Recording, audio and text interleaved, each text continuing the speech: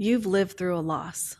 Maybe it was the death of a loved one, a divorce, a miscarriage, a job loss, or maybe it's the quieter type of loss that no one really talks about.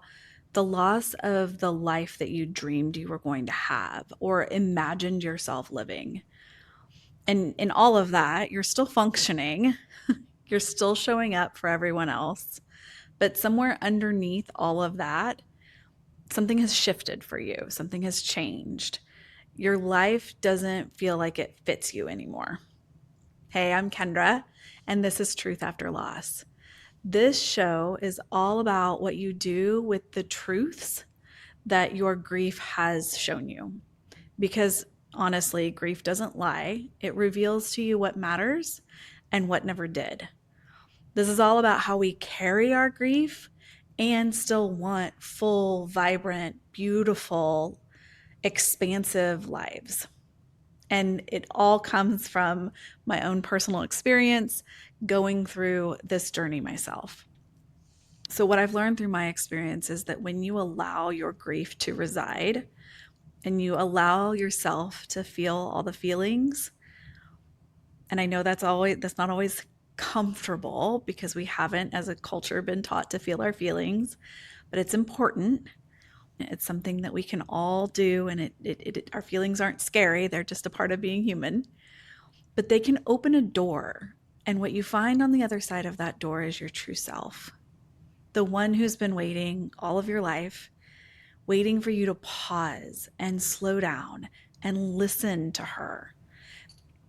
And this all happens because loss typically has some sort of tendency to strip away all the things, all the noise, all the expectations that the world has for you so you can hear her.